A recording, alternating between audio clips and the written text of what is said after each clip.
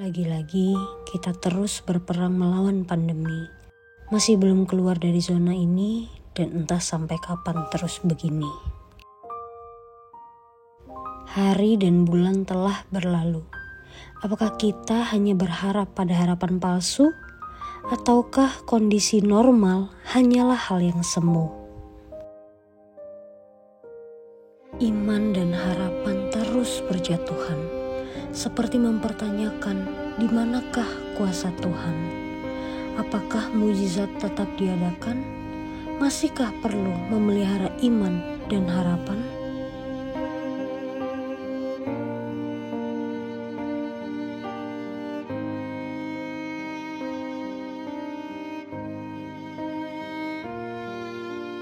Tetapi ia berkata, jangan takut dan khawatir, karena firman-Nya sampai akhir.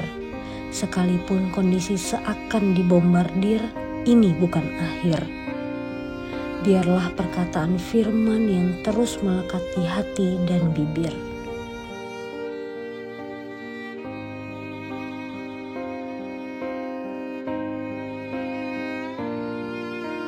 Tetaplah berdoa, kuatkan hatimu, dan teruslah beriman. Karena iman adalah dasar dari segala sesuatu yang kita harapkan dan bukti dari segala sesuatu yang tidak kita lihat.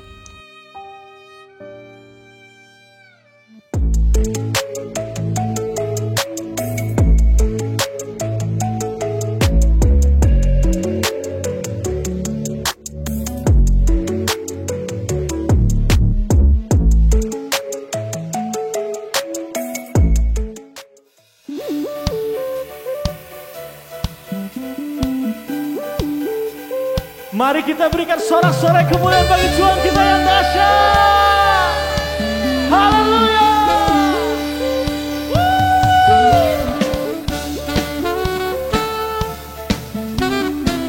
Kami berkumpul di tempat ini, Tuhan menyerukan nama-Mu. Kau Allah yang dahsyat. Mari bersama-sama kita katakan, kami berkumpul dan bersatu. Kami sorakan keselamatan dan naikkan. Coba puji Tuhan, Dia berikan kemenangan bagi orang yang diurapi. Dia menjawab dari surganya. Dialah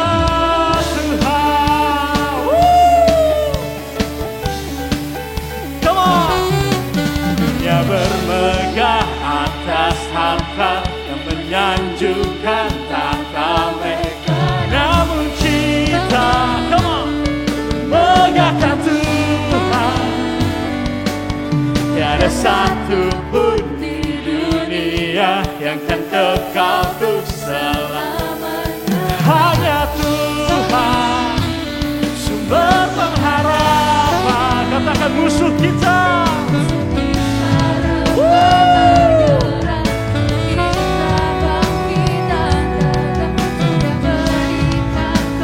Serentakan kami bersorak Tuhan.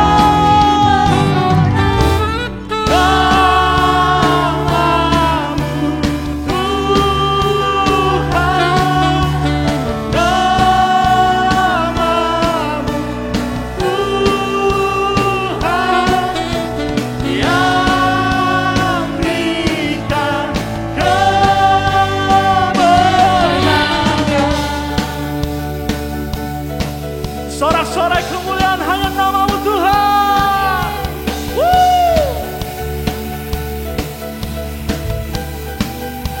Kami berkumpul dan bersatu. Kami sorakan keselamatan dan naikkan bagi Tuhan. Dia berikan kemenangan bagi orang yang diurapi. Dia menjawab, come on. Musuh kita rebah menyerah, namun kita bangkit dan tegar sebab berikan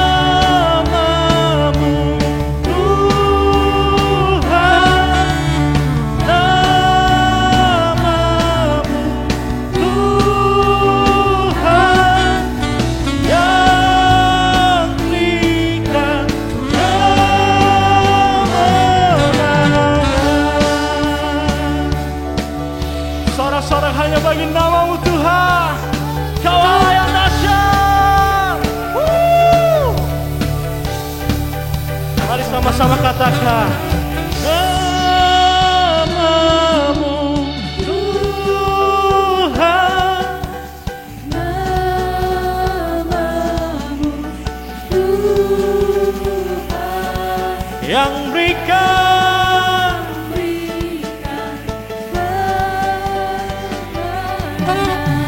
namamu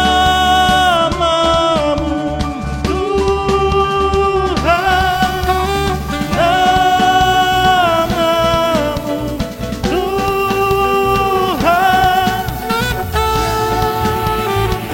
Come on. Oh.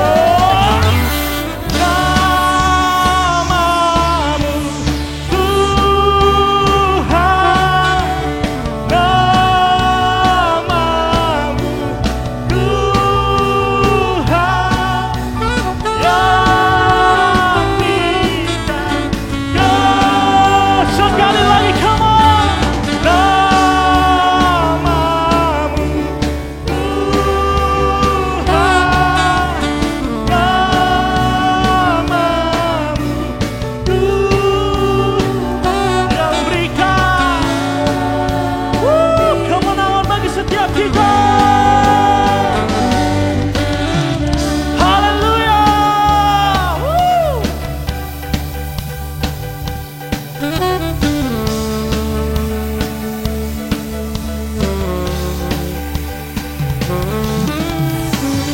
Sorak-sorai kemuliaan hanya bagi namamu Tuhan.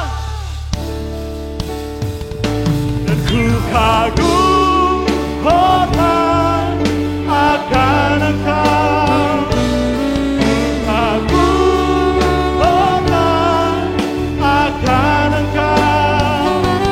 Kau Allah yang layak dipuji. Ku kagum akan Engkau. Lebih sungguh lagi katakan, ku kagum hormat akan Engkau. Ku kagum hormat akan Engkau. Dan Kau Allah yang layak dipuji. Ku kagum akan lebih sungguh lagi. Ku kagum hormat akan Engkau.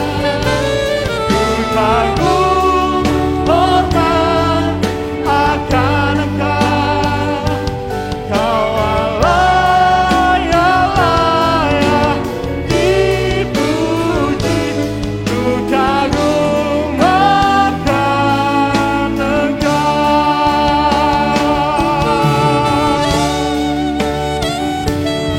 Ini hidup kami Tuhan, hati kami menyembah-Mu Tuhan. Hanya Kau yang layak disembah Tuhan, sebab Kau Allah yang kudus. Terima kasih Tuhan. Ini penyembahan kami Tuhan, biar berkenan di hadapan-Mu Bapa. Mari kita sama-sama katakan, Kau Allah yang besar.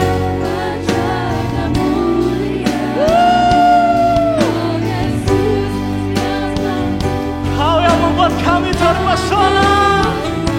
Segala pujian bagi-Mu ya Tuhan. Hanya Kau yang layak ku agungkan. Mari lebih sungguh lagi dengan hatimu katakan, Kau Yesus. Haleluya.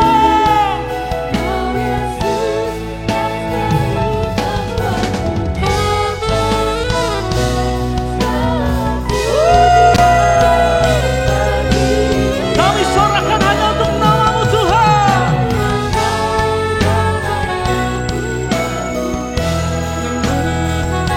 Kau yang layak Tuhan. Layaklah segala bangsa sujud kepada-Mu.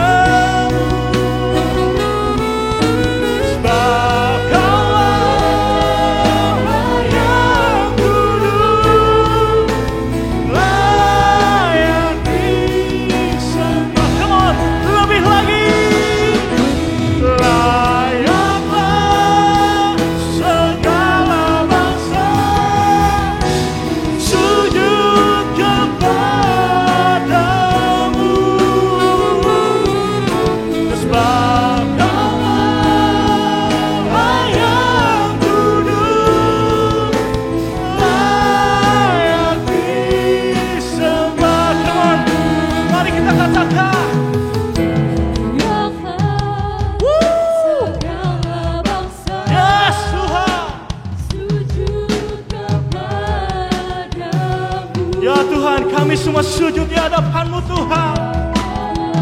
Kau Allah yang hidup.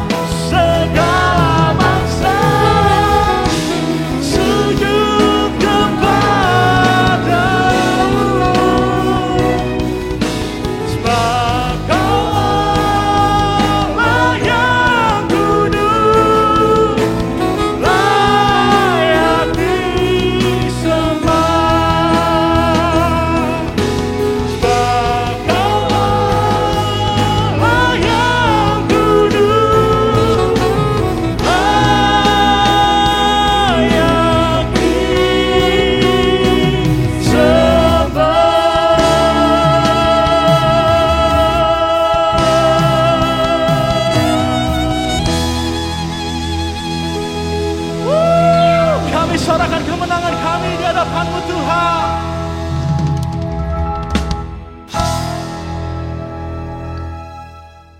Shalom teman-teman dari Eco Generation. Apa kabar? Senang sekali saya Randy Chandra Dinata pada kesempatan kali ini boleh melayani teman-teman semua walaupun secara online service, tapi saya percaya ini tidak mengurangi sukacita dan damai sejahtera di hati kita untuk tetap mencari Tuhan, membangkitkan rasa haus dan lapar kita untuk lebih lagi mengenal Tuhan Yesus. Amin.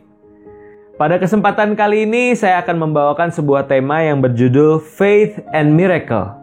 Faith and Miracle atau iman dan mujizat, teman-teman.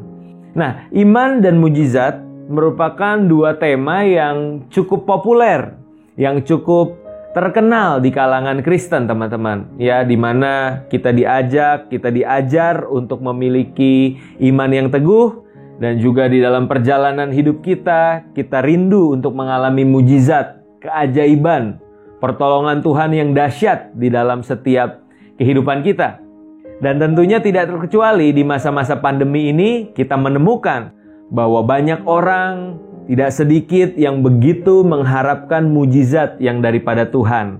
Ya, orang yang mungkin saat ini sedang mengalami kelemahan tubuh, mengalami sakit penyakit, mereka memohon mujizat kesembuhan yang daripada Tuhan.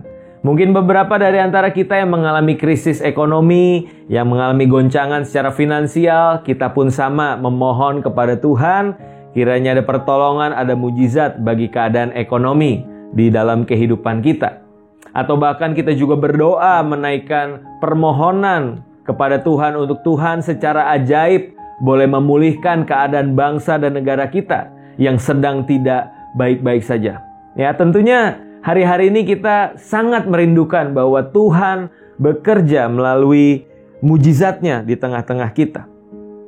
Dan tentunya teman-teman di sisi yang lain kita menemukan bahwa setiap kita harus memiliki iman yang teguh, iman yang kuat di dalam Tuhan, apalagi di masa-masa yang seperti sekarang ini.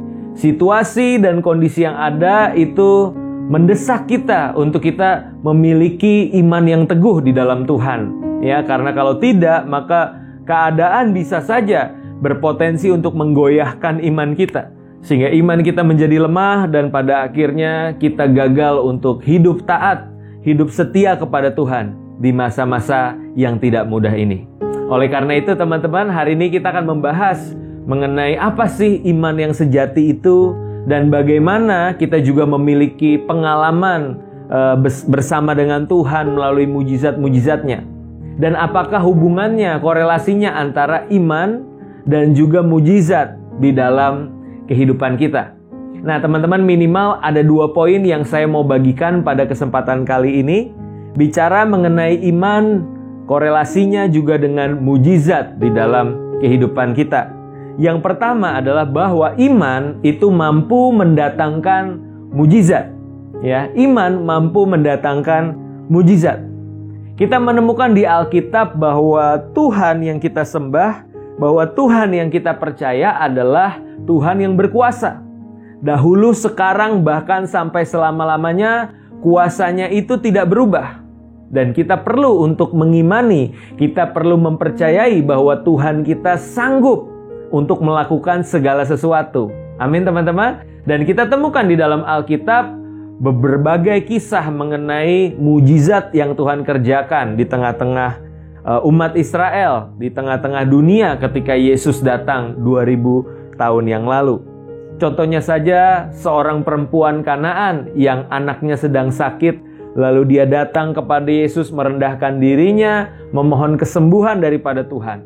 Dan kita temukan di Matius pasal 15 ayat 28, di akhir percakapan Yesus dengan perempuan Kanaan ini, apa yang dikatakan Yesus? Hai ibu, besar imanmu, maka jadilah kepadamu seperti yang kau kehendaki. Dan seketika itu juga anaknya sembuh. Wow, kita bisa lihat mujizat Tuhan Yesus terjadi ketika Yesus mendapati bahwa besar iman dari ibu dari Kanaan ini, teman-teman. Ya, sehingga kita bisa menyimpulkan bahwa iman itu mampu untuk mendatangkan mujizat di dalam kehidupan seseorang. Ya, contoh yang lain lagi ketika ada orang-orang kusta, 10 orang kusta yang disembuhkan oleh Tuhan Yesus, dan ironisnya hanya satu yang balik kepada Tuhan untuk mengucap syukur. Namun kita temukan di Lukas pasal 17 ayat 19 versi bahasa Indonesia masa kini. Lalu Yesus berkata kepada orang itu, kepada orang kusta yang telah disembuhkan, bangunlah dan pergilah, karena engkau percaya kepadaku, engkau sembuh. Ya, karena engkau percaya kepadaku, engkau sembuh. Artinya di balik iman, di balik kepercayaan orang tersebut, di situ Tuhan sediakan kesembuhan, Tuhan sediakan mujizat bagi orang tersebut. Ya, dan hal ini yang harus kita percayai, teman-teman. Walaupun mungkin keadaan, situasi di sekitar kita rasanya tidak mungkin lagi ada pertolongan, tidak mungkin lagi ada kesembuhan. Tapi bukankah mujizat atau keajaiban itu justru terjadi ketika segala sesuatu dikatakan mustahil? Ketika segala sesuatu tidak ada yang bisa menolong kita, lalu Tuhan mengulurkan tangannya untuk menolong. Disitulah mujizat terjadi. Kalau belum ada sesuatu yang mustahil bisa dilakukan, semuanya masih bisa dikerjakan oleh kita, bukankah itu tidak dikatakan sebagai mujizat? Namun mujizat terjadi ketika kita tidak memiliki apa-apa dan siapa-siapa lagi untuk bisa menolong kita. Namun ternyata Tuhan yang mengulurkan tangannya buat setiap kita. And that's miracle, teman-teman. Nah, penting makanya di dalam masa-masa ini untuk kita memiliki atau mengalami mujizat di dalam setiap kehidupan kita. Kita harus mempunyai iman yang terus bertumbuh dan semakin lama semakin teguh di dalam Tuhan.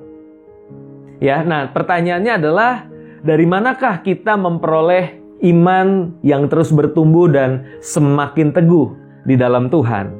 Ya, saya percaya iman ini bisa timbul melalui yang namanya pertama pengenalan akan Tuhan. Dan yang kedua adalah pengalaman berjalan bersama Tuhan. Ya, pengenalan dan juga pengalaman. Dua hal ini tidak bisa dipisahkan dari kehidupan seorang percaya, teman-teman. Karena kalau kita cuma bicara tentang pengenalan akan Tuhan, tanpa adanya pengalaman dengan Tuhan, maka fokus kita itu bicara tentang kita mengumpulkan informasi, kita mengumpulkan pengetahuan tentang Tuhan. Tapi di dalam perjalanannya kita tidak pernah mengalami kuasa atau mujizat, pengalaman berjalan bersama Tuhan. Maka tidak ubahnya kita itu sama seperti orang Farisi dan ahli Taurat, teman-teman. Yang tahu banyak soal firman, yang tahu banyak tentang Tuhan, tapi ironisnya tidak pernah mengalami kuasa firman. Tidak pernah mengalami perjumpaan secara pribadi dengan Tuhan. Ya, oleh karena itu tidak cukup hanya pengenalan, tapi juga harus ada pengalaman berjalan bersama Tuhan. Nah, tapi di sisi yang lain, pengalaman saja tanpa disertai pengenalan itu tidaklah cukup juga, teman-teman. Pengalaman harus didasari oleh yang namanya pengenalan. Karena kalau cuma sekedar pengalaman tanpa adanya pengenalan, maka kita juga tidak ubahnya seperti perdukunan, teman-teman. Kekristenan seperti perdukunan ketika semuanya mengandalkan pengalaman tanpa adanya pengenalan. Ya, Sebentar-sebentar Tuhan berkata ini, Tuhan berkata itu, Roh Kudus berkata ini, Roh Kudus berkata itu. Tapi di saat yang sama Alkitab kita nggak pernah kita baca. Ya, kita tidak punya kerinduan, rasa haus dan lapar untuk mengenal pribadi Tuhan. Nah, tentunya dua hal ini nggak boleh terpisahkan, teman-teman. Dua-duanya harus berjalan beriringan. Pengenalan dan juga pengalaman berjalan bersama Tuhan. Amin. Nah, yang jadi pertanyaan berikutnya adalah bagaimana caranya kita bisa mengenal Tuhan?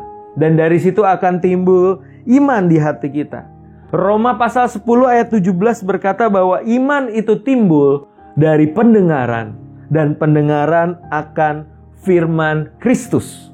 Ya, iman timbul dari pendengaran dan pendengaran akan firman Kristus. Nah, yang jadi pertanyaan adalah seberapa kita menyediakan waktu untuk membaca dan merenungkan firman Tuhan, teman-teman? Sudahkah kita menyediakan waktu yang terbaik untuk kita boleh mengenal Tuhan lewat firman-Nya? Jangan sisakan waktu, teman-teman. Ya, kalau sisakan waktu itu artinya kita sudah seharian menghabiskan waktu kita dengan hal-hal lain, lalu sudah capek, sudah lelah, sudah waktunya untuk istirahat, barulah kita buka Alkitab kita. Itu namanya menyisakan waktu. Dan percaya atau enggak, 5 menit kita buka Alkitab kita, maka enggak lama kemudian kita masuk dalam hadirat Tuhan. Alias ketiduran, teman-teman. Ya, itu kalau kita menyisakan waktu. Tapi kalau kita menyediakan waktu, artinya ketika kita dalam kondisi yang segar, ketika kita siap untuk beraktivitas, kita singkirkan dulu games, kita singkirkan dulu drama Korea, dan kita ambil Alkitab kita bersaat teduh di hadapan Tuhan. Itu namanya menyediakan waktu buat Tuhan. Dan dari situlah iman kita bertumbuh, karena kita semakin mengenal pribadi Yesus, apa yang Alkitab katakan mengenai Yesus, dan itulah yang akan menumbuhkan iman di dalam setiap hati kita. Pengenalan itu penting, teman-teman. Dan berikutnya, dari mana kita alami pengalaman bersama Tuhan? Kalau dasarnya udah benar, yaitu pengenalan, maka kita harus memiliki kerinduan dan kepekaan untuk bisa mengalami pribadi Tuhan lebih lagi. Saya suka satu ayat di Ayub pasal 42 ayat 5. Teman-teman kalau tahu dan mempelajari kisah hidup Ayub, bagaimana di dalam perjalanan kehidupannya dia mengalami banyak penderitaan. Dia harus kehilangan hartanya, dia harus kehilangan anak-anaknya, bahkan kesehatannya pun diambil daripadanya. Namun di dalam perjalanannya dia berargumen dengan Tuhan, dia terus menyatakan pertanyaan-pertanyaan kepada Tuhan, dan akhirnya saling berinteraksi dengan Tuhan. Dan di akhir percakapan itu menarik apa yang dikatakan oleh Ayub. Ayub pasal 42 ayat 5 berkata, "Hanya dari kata orang saja aku mendengar tentang engkau. Tetapi sekarang mataku sendiri memandang engkau." Wow, teman-teman, ini sebuah encounter, ini sebuah pengalaman ketika selama ini Ayub cuma dengar tentang Tuhan dari kata orang. Tapi hari itu Ayub berkata, "Hari ini aku memandang engkau, ya, dan mataku sendiri telah melihat engkau." Teman-teman rindu gak sih di dalam kehidupan kita benar-benar bisa mengalami, kita benar-benar bisa memandang Tuhan tentunya dengan mata rohani kita. Dan akhirnya kita bertumbuh iman kita karena kita punya pengalaman bersama dengan Tuhan. Kuncinya satu, teman-teman, kita punya hati yang peka dan rindu untuk mengalami Tuhan. Karena banyak orang sudah ditolong Tuhan dengan begitu hebatnya di dalam perjalanan hidupnya. Tapi dia nggak peka, teman-teman. Dia cuma mikir, ini cuma kebetulan. Ini pas lagi aja nih, hoki, tanda kutip gitu ya. Aku jadi berhasil luput dari segala sesuatu dan aku mendapat berkat. Aku hoki.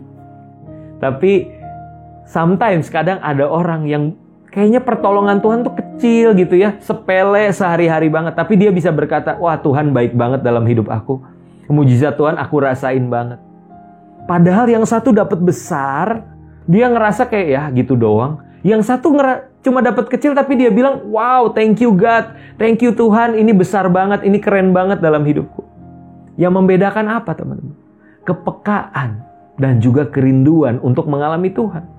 Aku percaya orang yang memiliki kepekaan dan kerinduan itu maka hal-hal sederhana, hal-hal yang sehari-hari dalam hidupnya, di situ dia bisa mengalami Tuhan lebih dan lebih lagi. Sehingga imannya terus bertumbuh. Iman yang berasal dari pengenalan dan juga dari pengalaman. Dan dari iman yang solid itu, iman yang teguh itu, maka mujizat pun datang di tengah-tengah hidup kita. Maka Tuhan pun menyediakan mujizatnya buat setiap kita. Amin teman-teman. Itu yang pertama, ya. Hubungan antara iman dengan mujizat adalah bahwa iman itu mampu mendatangkan mujizat. Dan poin yang kedua, teman-teman, apa korelasinya antara iman dengan mujizat? Yang kedua adalah iman itu memampukan kita untuk tetap percaya sekalipun mujizat belum terjadi. Ya, kalau yang pertama tadi iman mampu mendatangkan mujizat, tapi di sisi yang lain iman yang sama mampu membuat kita tetap percaya walaupun mujizat belum terjadi. Ya, saya bikin satu quotes bunyinya seperti ini teman-teman. Iman bukan hanya mengenai harapan bahwa tangan Tuhan sanggup untuk menyatakan mujizatnya, namun juga iman itu tetap percaya bahwa hati Tuhan tetap mengasihi kita sekalipun mujizat belum terjadi. Ya, kalau tangan Tuhan itu bicara tentang bagaimana Tuhan itu sanggup menolong setiap kita, dan lewat iman tangan Tuhan terulur untuk menjamah kita.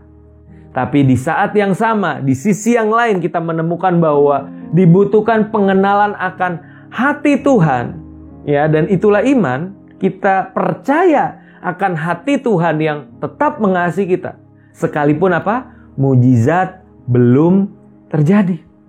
Nah, ini kan jadi satu pertanyaan teman-teman ya. Bagaimana sih jika Tuhan, kita sudah beriman, kita sudah sungguh-sungguh percaya, tapi Tuhan izinkan mujizat itu belum terjadi? Apakah kita akan tetap setia kepada Tuhan? Apakah kita akan tetap percaya di tengah-tengah lembah kekelaman? Atau justru sebaliknya kita berubah setia dan akhirnya kita memilih untuk tidak beriman lagi kepada Tuhan? Padahal iman itu harusnya membawa kita bisa tetap percaya kepada hatinya Tuhan, teman-teman. Di masa-masa yang tidak mudah ini, saya teringat akan sebuah kisah di Perjanjian Lama. 3 orang anak muda yang bernama Daniel, bernama Sadrak, Mesak, dan Abednego. Daniel pasal 3 ayat 16 sampai 18. Teman-teman pasti pernah dengar ceritanya bagaimana 3 anak muda ini diperhadapkan dengan pilihan antara mereka menyembah patung buatan raja atau mereka harus dilemparkan ke dalam dapur api karena tidak mau menyembah patung buatan raja tersebut. Dan yang menarik adalah bagaimana statement yang keluar dari mulut mereka. Sebuah statement of faith yang murni, yang sejati. Yang menjadi poin kita di poin nomor 2 ini, teman-teman. Ayat 16 dan sampai 18 di situ dikatakan seperti ini. Lalu Sadrak, Mesak, dan Abednego menjawab Raja Nebukadnezar, "Tidak ada gunanya kami memberi jawab kepada tuanku dalam hal ini. Jika Allah kami yang kami puja sanggup melepaskan kami, maka ia akan melepaskan kami dari perapian yang menyala-nyala itu, dan dari dalam tanganmu ya Raja." Ayat 18. "Tetapi seandainya tidak, hendaklah tuanku mengetahui ya Raja, bahwa kami tidak akan memuja dewa tuanku, dan tidak akan menyembah patung emas yang tuanku dirikan itu." Wow, ini adalah iman yang dahsyat teman-teman. Dari Sadrak, Mesak, dan Abednego. Mereka berkata apa? Iman kami mampu untuk melepaskan kami dari dapur perapian dan dari tanganmu ya Raja. Lihat, gak berhenti sampai titik di situ, tapi ada komanya dan ada kalimat selanjutnya. Di ayat 18 tadi. Tetapi seandainya tidak. Ya, koma, tetapi seandainya tidak. Kalau kami tidak ditolong, maka hendaklah Raja tahu kami pun sekali-kali tidak akan menyembah patung buatan raja. Nah, teman-teman, punya nggak iman yang seperti mereka ini, teman-teman? Walaupun dalam keadaan yang berat, walaupun seakan-akan mujizat tidak datang, tapi mereka tidak berubah setia kepada Tuhan. Mereka tetap percaya bahwa Tuhan yang layak disembah dan Tuhan yang sanggup untuk menolong mereka. Dan kita menemukan keajaiban yang Tuhan nyatakan di dalam kehidupan mereka. Bahkan di tengah dapur perapian yang menyala-nyala itu, mereka tidak terluka sedikit pun. Bahkan mereka mengalami sendiri yang namanya penyertaan Tuhan, kehadiran Tuhan di tengah-tengah dapur perapian itu. Kita bisa baca di ayat 24 dan 25. Ketika mereka sudah dilemparkan ke dapur api. Ayat 24, kemudian terkejutlah Raja Nebukadnezar, lalu bangun dengan segera. Berkatalah ia kepada para menterinya, bukankah 3 orang yang telah kita campakkan dengan terikat ke dalam api itu? Jawab mereka kepada raja, benar ya raja, 3 orang, Sadrak, Mesak, dan Abednego. Tapi lihat ayat 25, katanya, tetapi ada 4 orang kulihat berjalan-jalan dengan bebas di tengah-tengah api. Mereka tidak terluka, dan yang keempat itu rupanya seperti anak dewa. Wow. Dari cuma bertiga ternyata jadi berempat. Kenapa? Karena ada satu pribadi lagi yang rupanya seperti anak dewa. Dan aku percaya dialah Yesus Kristus, teman-teman. Ketika kita di masa-masa yang sulit tetap setia mengiring Tuhan, tetap setia melakukan kehendak Tuhan, apapun yang terjadi situasi dan kondisinya, aku percaya Yesus ada di tengah-tengah kita. Yesus menyatakan dirinya kepada kita. Dan disitulah pengalaman berjalan bersama Tuhan yang tidak terbayarkan oleh apapun juga, dan membuat iman kita semakin solid di dalam Tuhan. Orang boleh ngomong apa aja, tapi mataku sendiri telah memandang Tuhan, dan gak ada yang lebih daripada itu. Keren banget. Ya, dan itu menjadi iman yang solid buat setiap kita. Amin, teman-teman. Ya, walaupun pada akhirnya Sadrak, Mesak, Abednego ini ditolong Tuhan, ya, kita menjadi pertanyaan juga buat setiap kita, ya. Apakah kalau mereka ditolong, lalu bagaimana dengan kita jika pada akhirnya pertolongan itu tak kunjung datang? Ya, lihat ceritanya. Sadrak, Mesak, Abednego dibawa ke dalam dapur api. Mereka mengandalkan Tuhan, mereka beriman kepada Tuhan apapun yang terjadi. Mereka mendapatkan mujizat. Mereka lepas dari dapur api. Tapi apakah ceritanya selalu berjalan seperti itu, teman-teman? Realita kehidupan menyadarkan kita bahwa ternyata nggak selalu seperti itu, teman-teman. Kita sudah setia, kita sudah beriman, kita sudah mengharapkan mujizat. Mujizat tak kunjung datang, ya, walaupun kita sudah setia. Lalu bagaimana, teman-teman? Apakah hal itu bisa terjadi dalam kehidupan kita? Yes, bisa. Kita mungkin gak melihat jalan Tuhan. Kita masih belum mengerti makna atau maksud dan rencana Tuhan di dalam setiap jalan-jalannya. Tapi satu hal yang bisa kita percaya, tadi saya katakan, hati Bapa. Hati Bapa yang tetap mengasihi kita. Dan kita percaya Yeremia 29 ayat 11 bahwa rancangan Tuhan itu adalah rancangan damai sejahtera buat setiap kita, bukan rancangan kecelakaan. So, teman-teman, aku mengajak setiap kita untuk melihat atau mengalami hati Bapa di tengah-tengah jalan yang mungkin kita tidak bisa temukan apa maksud dan rencana Tuhan di hari-hari ini, teman-teman. Ya, tapi satu hal yang kita bisa percaya dan kita bisa teladani, yaitu adalah pribadi Yesus Kristus itu sendiri. Di mana ketika Yesus berdoa di Taman Getsemani, doanya demikian, ya Bapa, jikalau mungkin cawan ini lalu daripadaku. Tidak berhenti sampai situ, koma. Tetapi janganlah kehendakku yang jadi, melainkan kehendakmu yang jadi. Yesus mengharapkan pertolongan di detik-detik akhir, di menit-menit akhir. Tuhan, lalukan cawan ini, Bapa, lalukan cawan ini daripadaku. Tapi nggak berhenti sampai situ, teman-teman. Tetapi janganlah kehendakku, melainkan kehendakmu yang jadi. Dan pada akhirnya, apakah ada pertolongan buat Yesus sampai dia tergantung di kayu salib? No, teman-teman. Tidak ada. Yesus mengalami penderitaan. Yesus mengalami kesakitan yang begitu luar biasa. Dan dia harus mengakhiri hidupnya di kayu salib. Namun teman-teman ketahui satu hal, bahwa di balik penderitaan yang Yesus alami, di situ ada kemuliaan yang besar. Di balik salib ada mahkota yang tersedia buat Yesus. Mahkota kekal dari Bapa di surga. Sehingga Alkitab katakan setiap lutut akan bertelut, setiap lidah akan mengaku bahwa Yesus itu Tuhan. Oleh karena ketaatannya, oleh karena kekuatan, ketabahannya, keteguhan, kesetiaannya di tengah penderitaan. Sehingga kemuliaan yang besar telah menanti dia. Nah teman-teman, hal itu juga yang akan kita alami. Mungkin hari-hari ini kita berdoa mengharapkan mujizat Tuhan. Tapi pertolongan belum juga kunjung datang. Atau bahkan kita temukan orang-orang yang kita kasih mengharapkan mujizat. Tapi sampai pada akhirnya mereka harus menghembuskan nafas yang terakhir. Apakah mereka meninggal secara sia-sia? No, teman-teman, saya percaya di balik penderitaan mereka telah menanti kemuliaan yang kekal bersama Yesus. Ada mahkota kehidupan yang tersedia bagi mereka yang tetap setia kepada Yesus di dalam segala keadaan. Amin.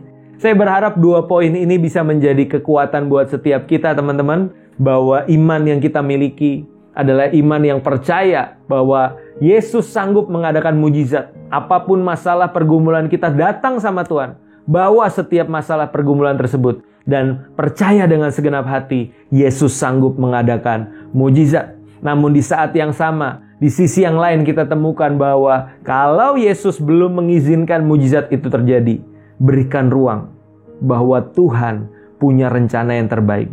Jangan kita paksakan kehendak kita, tapi kita berserah kepada Tuhan.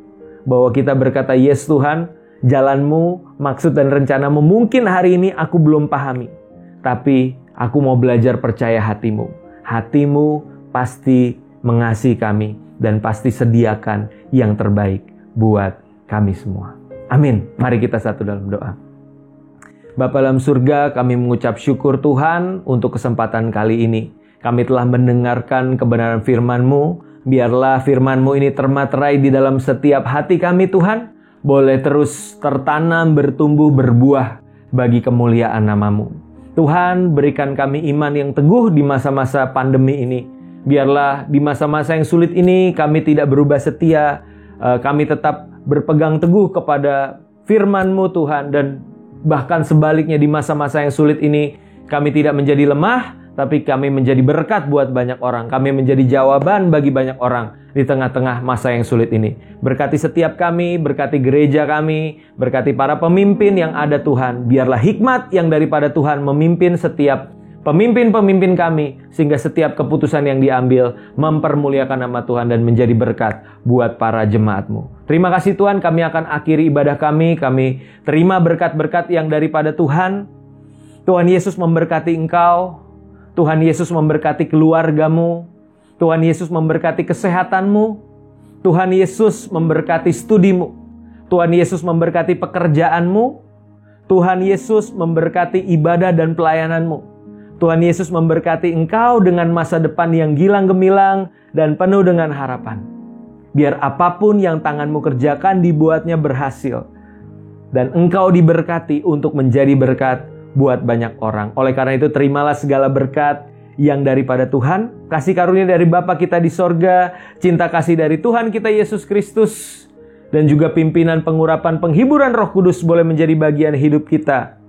Mulai hari ini sampai Maranatha, Yesus datang kedua kali. Semua yang diberkati Tuhan, sama-sama kita katakan, amin. Tuhan Yesus memberkati teman-teman.